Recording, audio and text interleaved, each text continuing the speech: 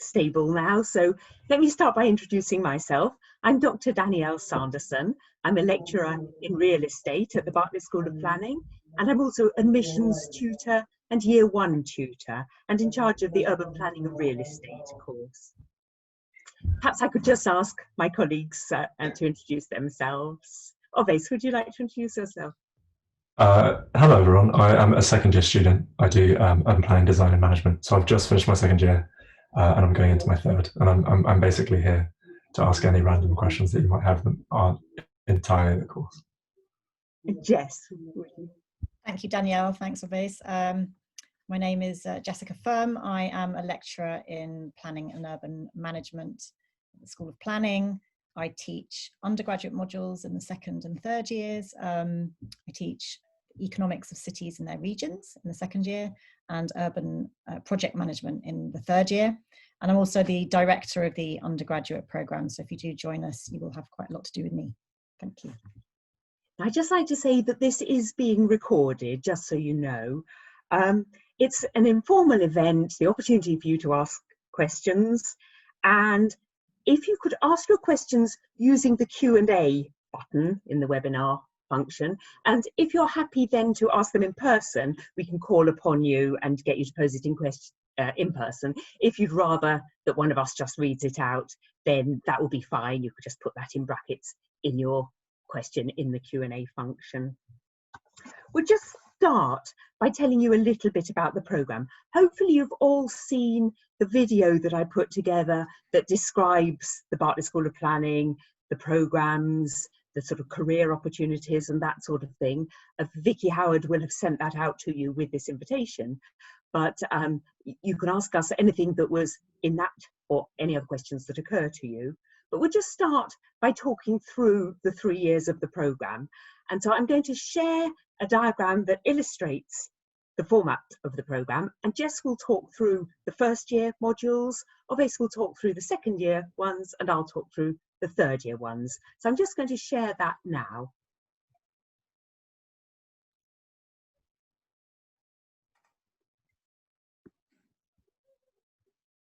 Hopefully you can all now see that diagram showing the structure of the BSc programmes in planning. I included this in the presentation that you've received and it's on our website. But Jess, would you just like to talk through the sort of thing that students do during their first year? Yes, I will. So if you can see the diagram now, you'll see that in your first year, there are a lot of green modules there in the middle. And those are the core modules for the 3 programs that we run. So just as a reminder, we have 3 undergraduate programs: the urban planning, design and management, urban planning and real estate, and urban studies. So regardless of which program you are on, you will take all those modules in green in each of the 3 years. So in the first year, those modules are contemporary cities, which is a seminar-based module where you do lots of readings, and then you discuss those readings with other students in class, and those are supplemented by some lectures that are on those themes as well. Making Cities is our one module which we share with the School of Architecture and the School of Construction and Project Management. So there are hundreds of students on that module from those 3 schools. And the idea is that you get to know students in those other schools very early in your studies, but also that you understand a bit more about how, or you start to understand about how cities are made, how they're produced, and all the different professions that are involved in producing cities. So as planners or real estate professionals, you play a specific role. But you would be working, if you work in the future in the built environment sector, you'll be working with architects, with surveyors, with construction project management professionals and others. So the aim of the module is to start to introduce you to those things. And the output of that module is a film. So you'll be working in groups to produce a film. Planning History and Thought is a lecture-based module which takes you through different schools of thinking in planning, and some of the planning history mainly focused on the UK. We then have a management stream that runs through the 3 years. So in the first year, it's an introduction to management in the built environment. And then we build on that in subsequent years. We then start to introduce you in the first year to different graphic skills that you would be using in your project-based work. So that first module there, Urban Lab 1, you would start to use some of the skills that you would then build on in the other modules. So things like Photoshop. We would also be teaching you hand drawing skills as well. There is some, we can talk about this later, but there is still some uncertainty around what we can actually teach you if we can't teach you in person at the very beginning. So there may be some staggered learning for the first year starting with us next year, but the aim is that you build up those skills over the 3 years. Introducing planning systems is again a lecture-based module and introduces you to planning in the UK and how it works. Introducing urban design skills is building on that first module in the first term, graphic skills, starting to do some project-based work. So you would be making a model and some panels, and again working in groups to develop ideas for the urban design of a place. That would normally be a place that you study, like a small square or a small site. Then we have 2 specialist modules in the first year. So depending which program you're on, if you are on the urban planning and real estate route, you would choose Introduction to Real Estate. And if you are on the urban planning, design and management route, you take Beyond Cities. So that is a module which looks at the planning that takes place outside cities, because we tend to talk about urban planning in cities, but of course planning takes place everywhere. So that module introduces you to that. And the Introduction to Real Estate module, again, is the first module that you take in your specialist subject area, and it introduces you to all the principles that you will need to study real estate further. So I think that is probably sufficient for the first year. Should we move on? Yeah, that's great, Jess. It's maybe worth saying that, in fact, in the first term, the modules are common to all 3 programs, at least as the program currently runs, and therefore there is the possibility of switching between the 3 degrees, assuming you've done well enough in your first term, and some students do that. And perhaps also worth saying that if you are an urban studies student, you would have more flexibility in the second and third years to take different modules from outside the School of Planning. But in the first year, you're mostly with us. Well, you are with us completely. The only choice you have is really whether to take Introduction to Real Estate or Beyond Cities as your module that you'd like to take. And that might depend on how you want to develop your studies moving forward. Thanks for that, Jess. And again, it may be worth reiterating at this point something that was in the presentation that hopefully you have all seen, that 2 of the programmes are accredited by the Royal Town Planning Institute and the Royal Institution of Chartered Surveyors, that is the UPRE and UPDM. The issue with urban studies is because you have flexibility in modules, which is excellent in some respects, it does mean that the 2 institutions, the accrediting institutions, haven't controlled exactly what you've studied, and therefore that isn't an accredited programme. Perhaps now we could turn to Oveis, if you don't mind, talking through what you've been studying over the past year. Yeah, of course. I can't give as comprehensive of a breakdown as Jess can, because I feel like I've studied a lot of things over the last year. But I feel like the change from first year to second year is that you start going to a lot of all of the different kind of specialist areas, or kind of more specific specialisms within planning. So there's kind of different understandings that come from that. So cities and social change, economics of cities and their regions, and green futures are really good examples of like economics, sociology, or kind of environmental focused modules. Economics is taught by Jess. It's about taking economic focus to understanding why things happen in cities. Cities and social change is about kind of more of a people focused and sociological focus of explaining different things, and taking all of these different views tends to feed into the different modules. Green futures is about doing climate adaptation, climate mitigation in cities around the world, and learning those kind of green technologies and green approaches. The management stream that carries on into second year is really great. They're all pretty good, but it goes more in depth about, so kind of first year is about how management practices just are used in general, and then specifically applied to the planning system overall, whereas the second year module is more about specific management practices and more about things that you might encounter day to day in things that you work as a professional.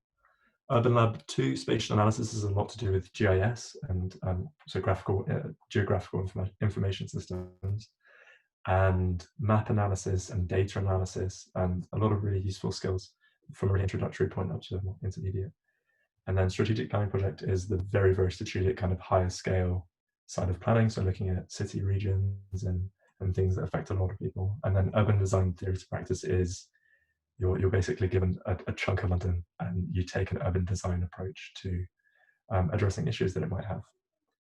And then kind of in the similar feeling to Beyond Cities, urban form and formation is another interdisciplinary module with a smaller kind of group of people. It's not everyone involved in the built environment, but there's architecture and interdisciplinary studies people that can elect. And it's about taking a morphological approach. So why things look in terms of shape, why they do, and how you can use that as an approach to address cities. I don't do real estate economics, so I can't inform you so much on that one, but maybe Danielle can. Yeah, I'll jump in at that point. Thanks very much, Oveis, that's great. Another thing that some students do in the second year is study abroad for one term, so that's another option. Again, if you do well in your first year and express a strong interest for studying abroad, that might well be a possibility for you. Talking about the real estate economics that second year students do if they're on the UPRE programme, that's, well, as it says, the economics of real estate. So, you know, if you've done any economics, that would feed in there, but it's not assumed that you will have done. So there's no assumption that you have got a maths or economics background. And so it goes from first principles, learning about real estate economics. And another thing that we've introduced in year 2 for the UPRE students, not actually shown on this programme because it's not a full module, but we're running a few seminars on real estate valuation to try to bridge the gap between year 1 and year 3. Now, year 3 is where you get the much more concentration on the programme that you're taking. So if you're doing UPRE, you get 3 modules on real estate. Likewise, if you're doing UPDM, you get the 3 modules focused on that. So in year 3, in the UPRE programme, where you're doing real estate management, which is a module that I teach about how to manage property, whether you are a landlord or whether you own your own, largely commercial property we're generally talking about. We talk a little bit about residential property as well. There's real estate valuation. But as I say, we put in these additional seminars in year 2 to try to bridge that gap from year 1, which was just an introductory module, to much more in-depth use of spreadsheets and other modelling techniques for valuation, other techniques that are used. And then there's real estate finance and investment, and understanding real estate as an investment asset class. Also looking at other asset classes such as equities, stocks and shares, or bonds, for example. So those are the real estate specialisms. I also teach one of the modules that's common to all programmes. That is real estate development. And it's one that I feel is very important for all students to take, because those that are going to be doing real estate development, etc., they need to understand the planner's perspective if they're going to get planning permission.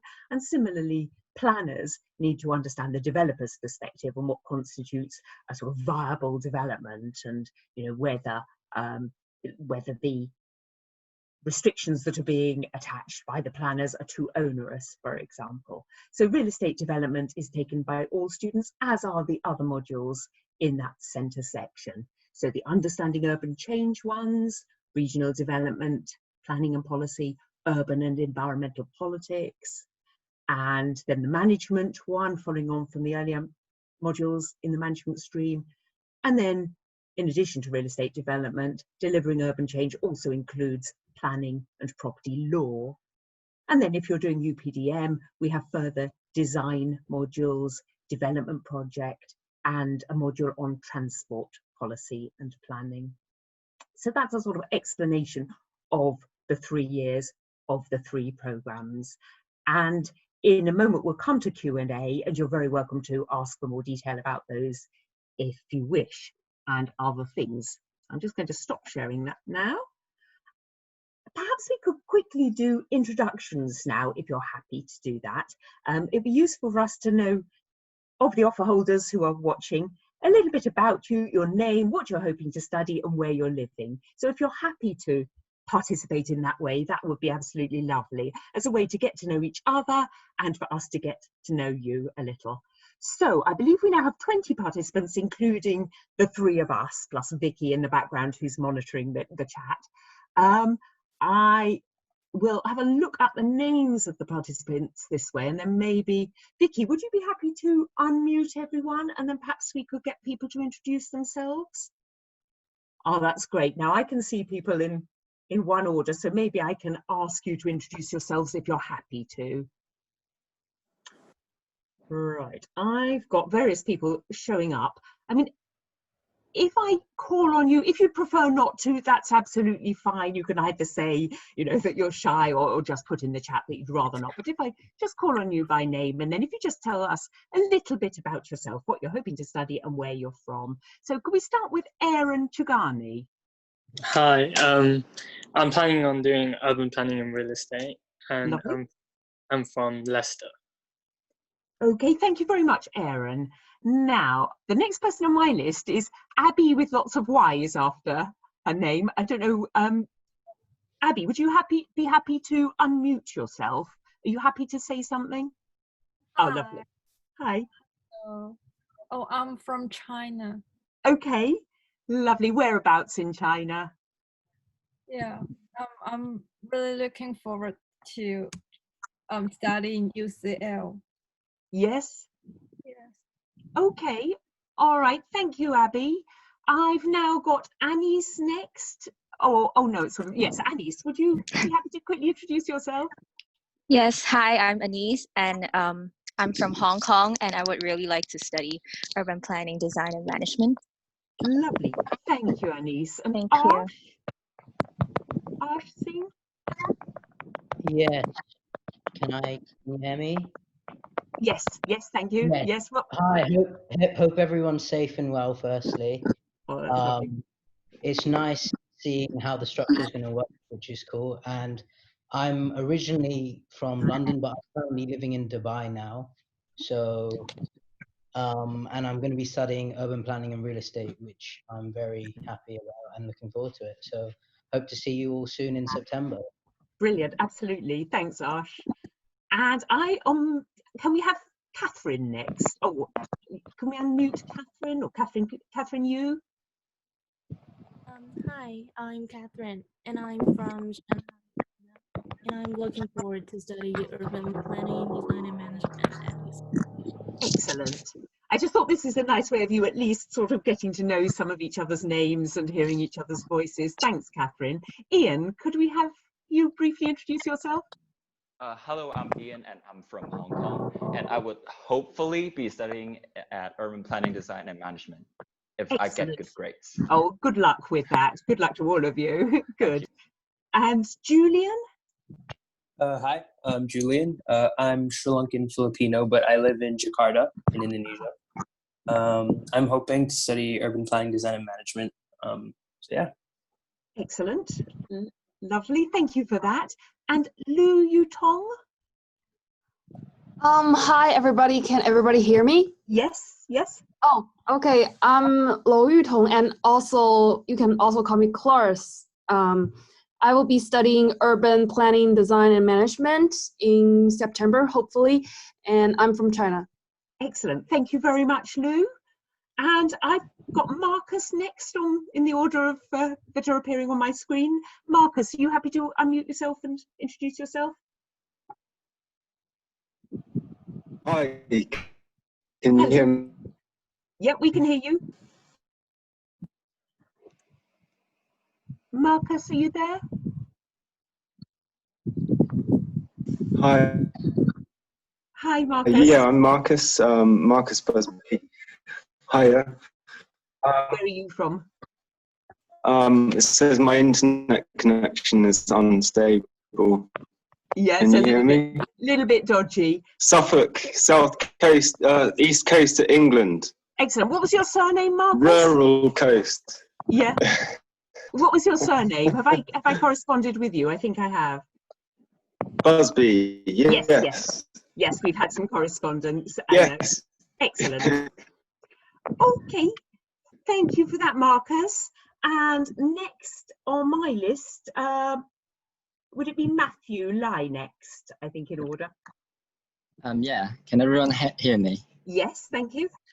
And so I'm Matthew. Nice to meet you guys. I'm from Hong Kong, but I was studying my A-levels in Colchester, UK. So I'm looking forward to study the urban planning, design and management in UCL. Yep. So yeah, hopefully I can see every one of you. Excellent, lovely. Thanks, Matthew. And Maximilian Zhang? Yeah, hi everybody. I'm Max from Hamburg, Germany. And I'm looking forward to study urban planning and real estate. Excellent. Thank you for that. Now, Oriofi? I don't know if I pronounced that right. Hello. Hello. It's Oriofa. Okay, Oriofa. So I'm planning to, or I'm hoping to study urban planning, design and management at Nigeria. Okay, lovely. Well, yeah, we hope to meet you in September. And Sakil. Oh, hi. My name's Sakile. I hope you're doing well, and I'm planning on studying urban planning, design and management, and I'm from London. Lovely. Okay, not too far away then. And Yvonne. Yvonne, are you there? Maybe not. Yvonne, are you at your screen? She said hi in the chat. She might not have her microphone on. Oh, the microphone is showed as muted. Not to worry. Okay, lovely. Hello. Have we got any questions yet in the chat? It would be lovely to have some questions from all of those potential students who are watching. So if you put your questions into the Q&A, we don't seem to have any yet. So if you, okay. Oh, that's from Marcus. Okay. Yeah, so Marcus is apologising for his internet connection. No problem. And hi to you, Marcus. Good to speak to you. We have got a few things that we thought we could talk through while you're all thinking about questions. So maybe if we kick off with some of those. I wonder whether, Oveis, would you be happy to talk a little bit about extracurricular activities? For example, the Bartlett Undergraduate Planning Society, BUPS as it's known? Sure. Yeah, that's probably quite a useful thing to find out about. In terms of just general extracurricular activities, there's quite a lot of stuff at UCL. Specifically with BUPS, BUPS is the department's own society, and it's specifically for the students that are in the planning school. It's committed by anyone from first to third years, and a couple of my friends from my year committed it. The main things that I was trying to think about last night about what they do is, one, they'll hold events, one particularly at the end of first term, to just have everyone around to have some food and some drink, and they'll also occasionally hold talks or kind of conference-like things. That's the main thing with BUPS. It's also they host a kind of careers hub, and to kind of help link you with jobs and opportunities. I appreciate that's probably quite early to think about before we've even started university, but they're generally the kind of student body society specifically for the planning department. In terms of other extracurricular stuff, I don't know how much time you guys have had to look at Students' Union and all of the activities surrounding uni in London. I didn't have much time to look at them before I came, so don't worry about that. But generally, there's a lot of societies and around a lot of different topics, and there's also enough time and enough space to get involved with them. If you have specific questions about specific societies and things like that, then chuck them constantly into the Q&A. But in my first year, I was involved in the Drama Society, one of the art societies. There is a journal called Savage, and there is a First Aid Society as well. There's lots and lots and lots of ones. I would recommend looking at the kind of directory that the Students' Union has. But yeah, that's societies. Thanks, Oveis. And another thing you did touch on Help Hub, which is the website that's been put together by BUPS on putting students in touch with things like internships and graduate schemes and other career opportunities. Do you have any idea of your own career plans? This is always a daunting question. It kind of changes every year. In my first year, I worked in a private planning consultancy doing design, and then in this year I was meant to work over the summer as well. I think in general, just as a point about the degree, is that it is very good in the kind of breadth of knowledge and breadth of involvement that you have in the subjects that you study and the things that you can be involved in. So I have a few friends from my year. I think instead of just going massively into my career path, it's nice just to highlight the different things that people can go into, who are working in design consultancies and architecture consultancies. Some of the people who are finishing their degrees now in their third years are going on to work in councils as planning officers. Some people are interning in large kind of commercial real estate companies like JLL and things like that, to work as part of their real estate teams. Personally, for me, in terms of career path, I'm hoping to, after I finish my degree, work in something related to ecology and horticulture, and then to combine that with my planning knowledge in probably a master's, to work in some kind of ecological planning. But the general thing about uni is that you come and that you learn about lots of new areas and ideas, and it's hard to pin down one that you might like. But yeah, lots of different paths that you can take. Thanks very much for that, Oveis. No, that's very interesting. Yeah, there are a few questions that have popped up in the Q&A. Excellent. Should we start working yes. through them? Yes.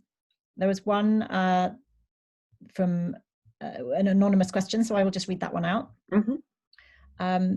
It might be interesting for others as well. It's, may I ask, would UCL allow any leeway if I don't achieve the grades in my offer? Due to the coronavirus outbreak, we've had to self-study, and I'm worried that I might not meet my offer now. So first of all, just to reassure you, this is a really common question every year, regardless of the coronavirus or not. You know, and it is a concern that students have.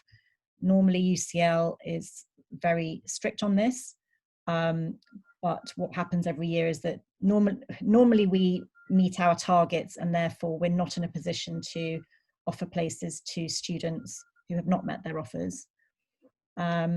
We don't know what the situation will be this year, and we don't know what direction we will receive from UCL on this area. So I can't give you a definitive answer on this. All I would say is normally there isn't that leeway, and the way we would encourage applicants and offer holders to approach this is that if you feel you have extenuating circumstances that have affected your grades or your performance in exams, then you should apply to the examination board so that they mitigate there. So what UCL is trying to avoid is addressing this twice, so that the exam board might already have adjusted your grade according to extenuating circumstances, so we wouldn't do it as well as that.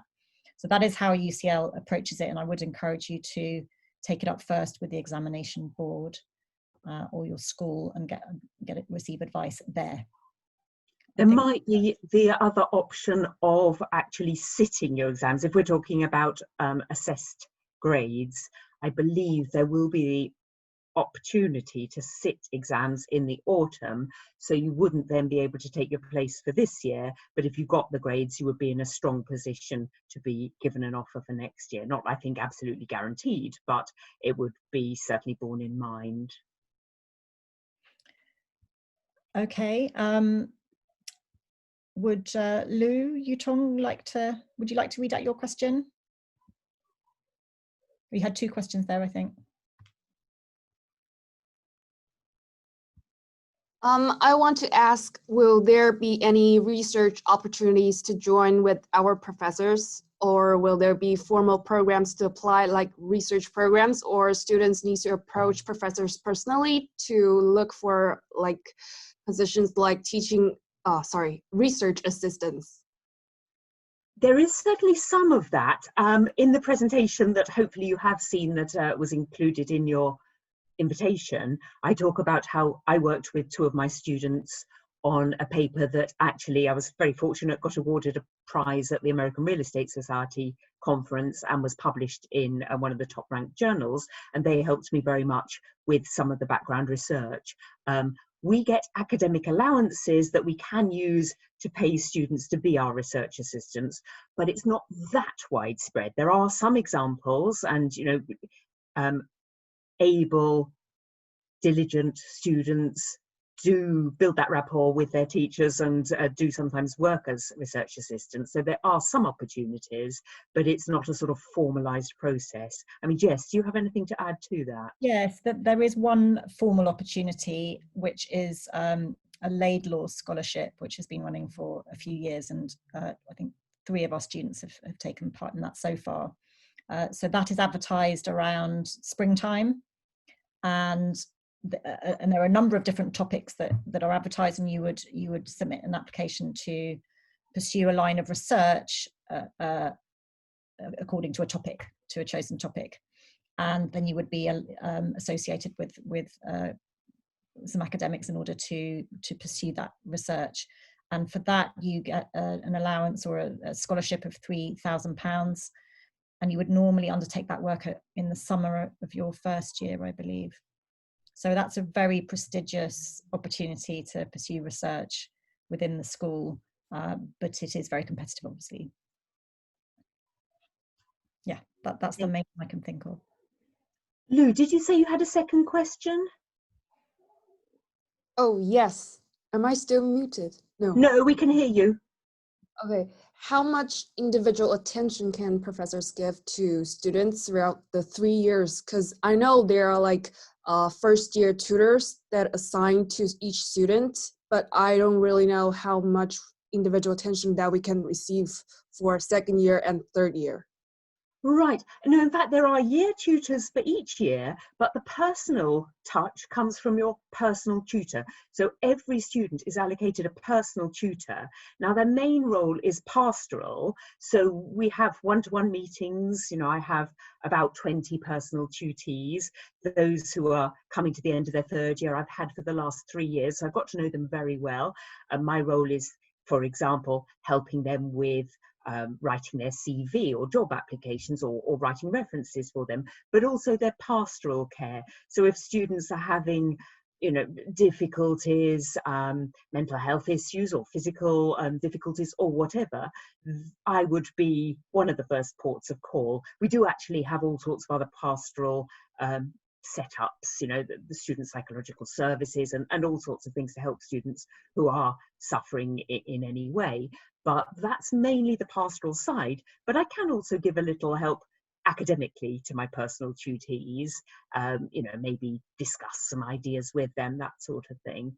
In terms of personal tuition related to individual modules, the module tutors are generally happy to have conversations, email discussions, or face-to-face, or by Skype or phone or whatever.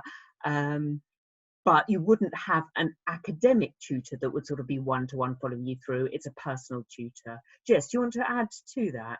Well, I was going to ask Oveis maybe just to give him his impressions of, in a sense, how accessible you feel the staff are, and the type of contact that you have with your lecturers and other staff in the department. Yeah, of course, thank you for asking. I would say in general, if you're asking on the academic side, as much as you would like to engage with your professors about your subject, they are quite happy to.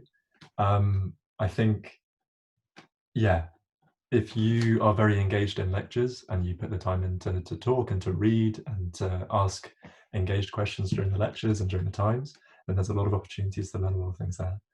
I think every module coordinator or module teacher makes office hours available to talk about the topic. Normally it tends to be that you start a module, you spend so long kind of learning it, that by the time you want to take advantage of those hours, it's the end and you're thinking about the essay and the submissions that you have to do. But in general, I'd say I don't know if I've been lucky or if it's just that we have good teachers, but that they're all very up for being engaged on the topic. So if you read around the kind of module reading list, or if you have an interest in that area, lecturers are normally really, really up for being involved in it. There's a reason that they teach it, and there's a reason they like engaging with students. So if you engage with them in lectures or in the office hours that they put aside for that module, then you can really, really get a lot out of it. Thanks very much for that, Oveis. And thanks, Lou, for that question. Jess, do you want to see if there's the next question? Do you want to identify? Yes, Julian, you had a question about the Bartlett. Would you like to ask it in person, or would you prefer me to read it? Yeah, sure. I just wanted to know what differentiates the Bartlett, or more specifically, the School of Planning, from other schools. I will have a go at answering that.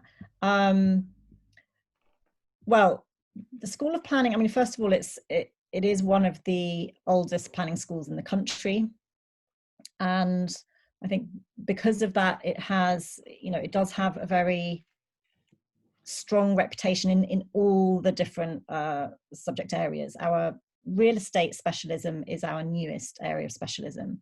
And so I would say, that is where we are still very much developing our program, and our sort of longest standing experience is in the sort of core planning and urban design subjects. And our unique selling point is probably around our approach to urban design. I would say there are very few other planning schools in the country that emphasize urban design as much as we do. We believe it's a really important part of the holistic program offer. And we insist that our real estate students learn urban design as well, because it's all about being able to communicate with other professionals in the field, not only through words, but through visuals and graphics as well. It's a really important tool to communicate ideas. So that is one of our strongest offers. We're probably, as a sort of research based university, we probably offer a more critical approach to the subject than some of the other planning schools as well, that might be a little more vocational in their approach to teaching the subject. So we try and balance those things. We want to make sure that you're fully rounded, educated professional, ready to go into the workplace, but at the same time, we want to develop your critical thinking capacities and skills as well. Perhaps another thing to add is that actually employers do very much like the sort of roundedness of our students, our graduates, that those who are doing real estate related subjects, that are doing UPRE, the fact that they do have that more general knowledge of planning and design is considered an asset. And another aspect is that one can actually switch between the programs, and some of my personal tutees came in, convinced that they wanted to do, let's say, real estate, and they found that first term that actually the planning and design modules really attracted their attention, and that either they wanted to switch, or from a career point of view, they wanted to slightly diversify their original career plans. And certainly the other way around too. We have a few students who are coming in on UPDM, but decide actually the real estate modules particularly take their fancy. I mean, we are also, I think we're ranked #1 in the UK for our research output, the number of 4-star publications at the last REF, as it's called, the real estate framework, the research excellence framework. And yeah, as Jess says, we're one of the oldest and most respected planning schools, so our graduates do get very good career opportunities. If it's okay to add one thing, the one benefit I have thought about with the course, because I have friends that take the planning courses at Reading and Newcastle, is that I think one of the main benefits is that it sits in the built environment faculty, which doesn't seem immediately obvious to the program that you might take specifically. But essentially, if you look at all of the other institutes that the Bartlett has, you may not be studying them specifically, but you have a lot of access to talk to their professors, to read their readings, to go to their talks and lectures. And generally that kind of access to a lot of different disciplines is really, particular to planning, really helpful to planning, because planning touches every aspect of the built environment. So by not sitting in a geography department and sitting in a very active built environment department that's very prestigious in a lot of other ways, means that you can touch a lot of things that are disciplines that are really helpful to you. That's what I would add. And there's the location. I mean, the central London location can be very helpful from the point of view of exposure to all sorts of interesting projects of various types. And Oveis touched on things like public lectures, where we have access to so many interesting lectures from different departments. And so we're sort of able to immerse ourselves in all aspects of the built environment. Does that help, Julian? Do you want to come back on that at all? Is Julian on mute now, I think?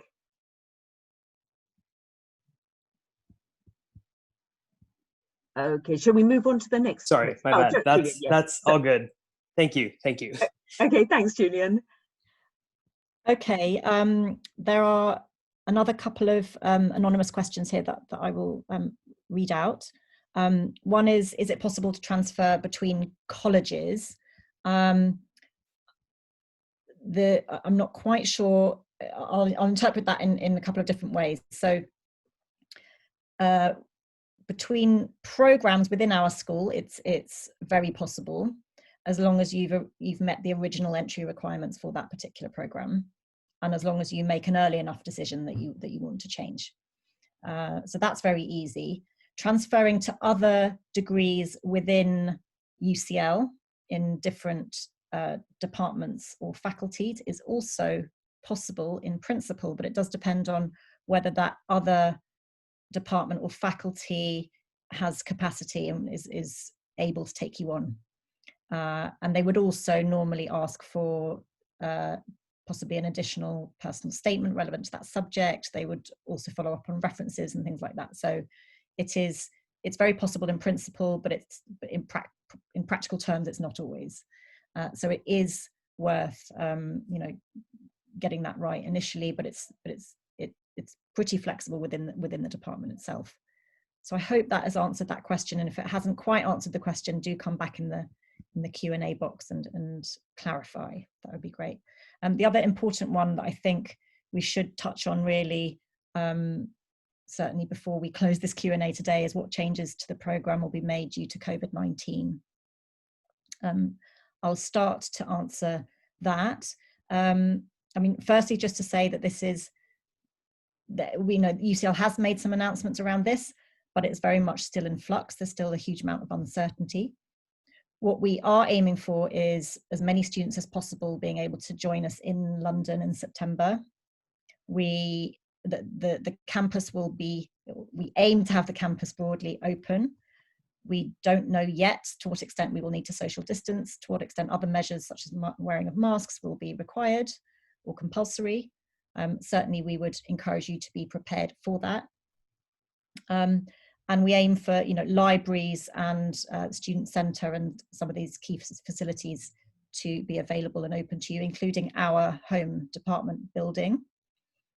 We aim to offer you personal tutorials and one-to-one meetings in person, but the main area of impact will be on large group lectures and gatherings. So because of the uncertainty that we're currently working towards, we really don't know yet what percentage of our students joining us will actually be able to be in London. So if, say, half the cohort are overseas, or even if only a small percentage are overseas, but they cannot travel to London, then we have to deliver the programme in a sort of equitable way to everybody. So we're aiming to do that. So lecturers are currently planning for as much content to be online as possible. What that doesn't mean is that you won't have this kind of interaction with professors. We'll try and create as much of that as possible. It's obviously not the same as meeting in person, but there are other benefits as well. And I think a lot of the content will be refreshed as a result, because people will have to work really hard on getting their content working in a different way. And we will do everything we can to facilitate as much interaction as possible. We also have a lot of group work normally within our programs, and we're aiming to keep quite a lot of that group work going, actually, because we think it's important that you start to get to know each other and start working together, even if you are in different places. So that will be a challenge, but we think it would be a huge shame if you were very isolated in that first term. In term 2, we're aiming to move to fully blended learning, which will probably mean that the main lectures of large groups would still be online, but the smaller tutorial group work, seminar type teaching, the studio teaching, for example, would be delivered in person. We're hoping that by then you will all actually be physically in London. It would be a huge shame if that weren't possible. So we are working to some different scenarios, and and we will communicate with everybody along the way as much as we can, but you should obviously be prepared for some disruption to normal face-to-face teaching in term 1 in particular. I would say if anyone has any sort of follow-up questions to that, because there might be more detail that you want to know, do say so in the chat box. Yeah. Thanks for that, Jess. Do you want to deal with the next question then if other things come up with that? Yeah. So would there be any opportunities for overseas exchange programs? Do you want to speak about study abroad, Danielle? Yes, so the idea at the moment is that we have exchange programs with about around 8 or so different universities, and in the second year a number of our students go to places like Melbourne, or various places that were in the presentation that I already sent out. So a number of different opportunities should you wish. And we take some students from overseas universities into our third year. They do a term or occasionally a year with us. So it's normally in the second year that our students can go and study abroad for a term. I don't know if there's anything that to add to that. One thing to add is, so those are like the formal exchange ones, but then obviously travel restrictions dependent. There is also a UCL-wide global experience bursary, global experience fund, which will pay towards things that aren't necessarily in a degree program, but like language schools abroad or research programs abroad. And there is also a Bartlett travel bursary. And by being at uni, you can apply to, the UK has like the Royal Geographic Society and a lot of these other funds that will enable you to go overseas and study and work. So some of my friends took kind of construction, architecture, design classes at like universities around Europe and in Canada at the end of their first years and throughout their second with the funding that the university provides. Thanks very much for that, Oveis. That's a very useful addition to the discussion. Thank you.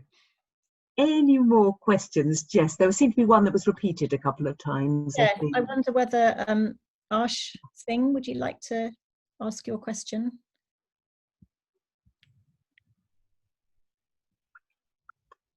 Just need to unmute yourself, Ash, if you're able to.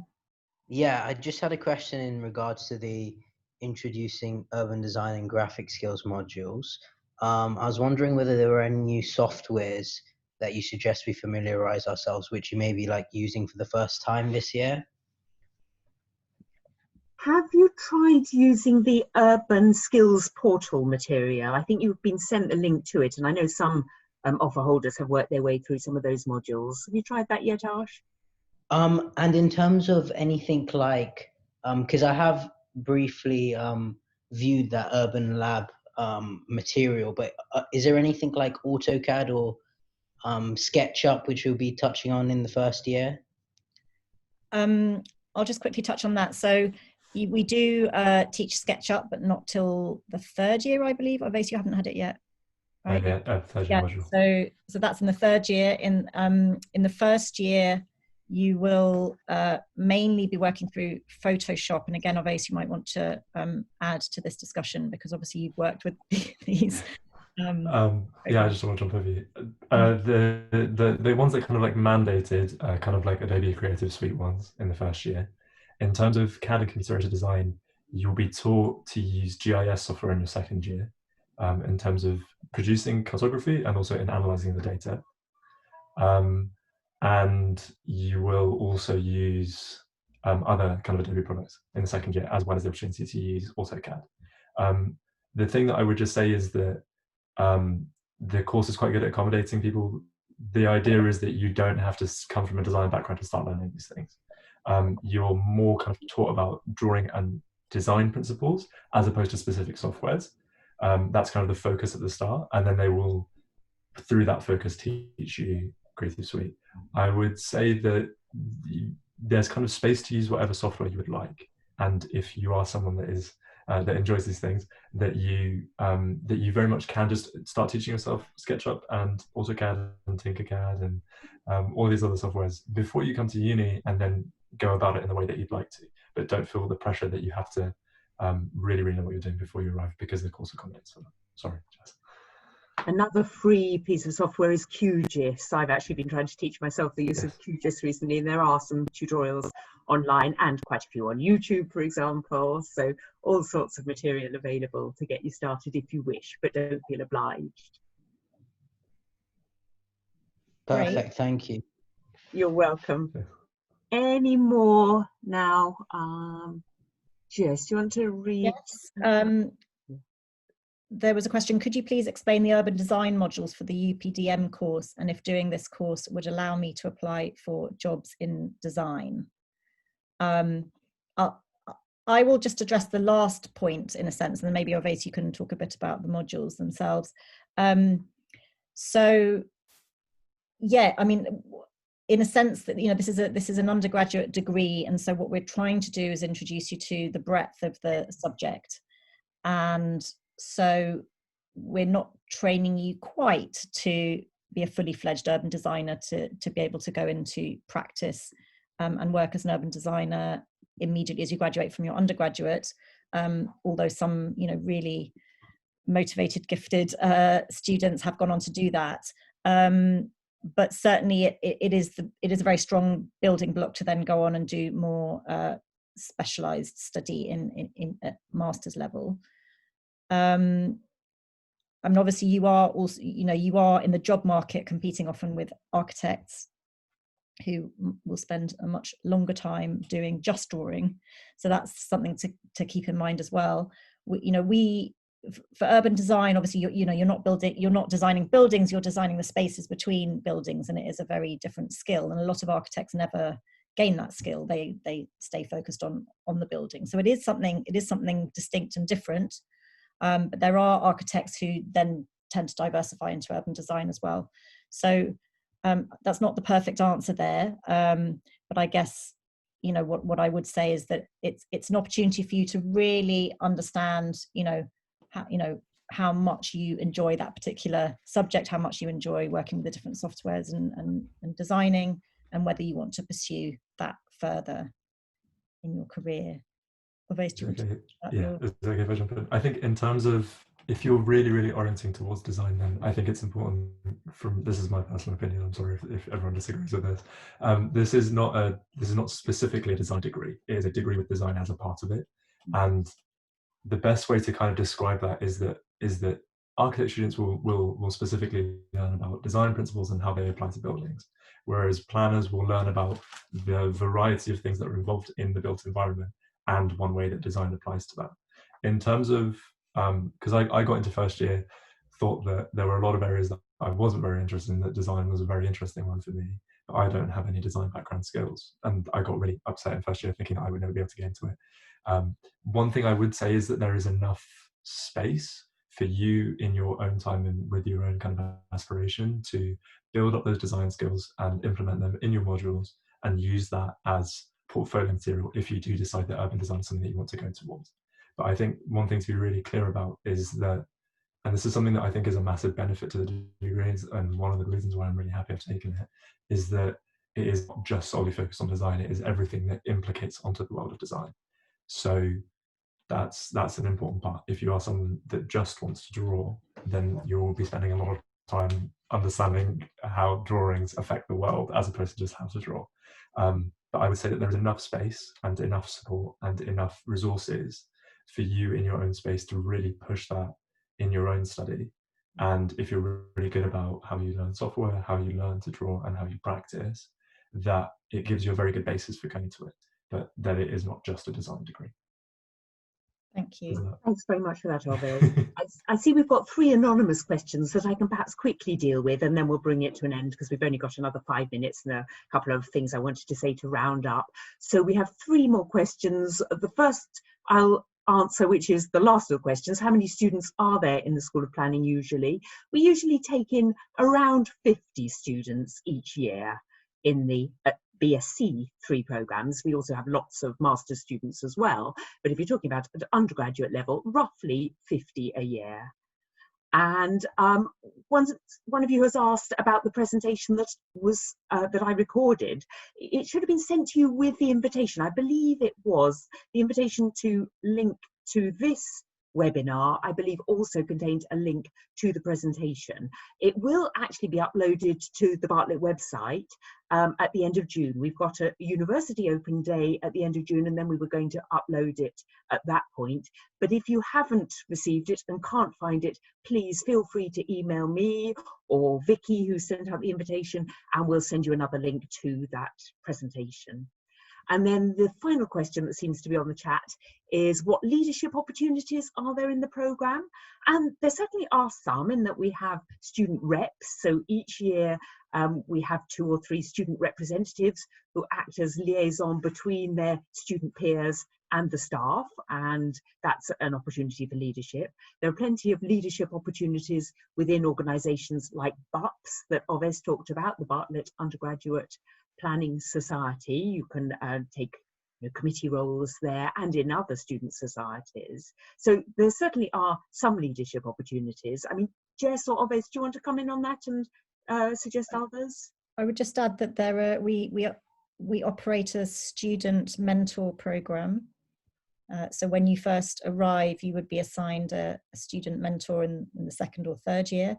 And then we have a senior mentor. So somebody who is also, probably who was a mentor in their 2nd year, and then in the 3rd year they become a senior mentor. So there are a few opportunities to develop your leadership skills like that, and we very much encourage it within the School of Planning. Did you have anything? Helps towards the CV. Oveis, did you want to add anything? Just that the management modules can go into that as well. So between the things that the course provides, the things that the SU provides, and the kind of theoretical stuff that you might learn, there's quite a few. SU, Students' Union. Yes, sorry, yeah, all the societies. There's really good leadership opportunities there. That's okay, right. Thank you very much. Well, I believe we just have a couple of minutes left. So just to round off, I wanted to draw your attention to, we have an annual expo, a sort of exhibition of students' work. And the last couple of years, that's been a physical one, with printed off posters and other pieces of assignments. This year it's going to be a virtual expo, so there will be links to it on the website, and you'll be able to see examples of students' work from this year, which might whet your appetite for the sort of thing you'll be studying. Also, to draw your attention to the podcasts, which will give you a good background understanding of all the sorts of research areas that we're involved in and the sort of things you'll be studying. So links to that are on the Bartlett website, the Bartlett School of Planning website, the Urban Skills portal that we've mentioned, and also on YouTube there are 4 videos that students this year have produced from the Making Cities module, little films, which will be the sort of thing that you'll produce next year in your first term. So some further things that you can be doing in the next few months before we very much hope to see you in September. And thank you everyone for joining us. Many thanks to you, Jess, and to Oveis. And if you do have any questions, please feel free to email me or Vicky, particularly if you didn't get a link to the presentation that I recorded. So thanks again everyone for joining us, and looking forward to seeing you in September. Bye-bye. Have a good day everyone. Goodbye. Bye, thank you.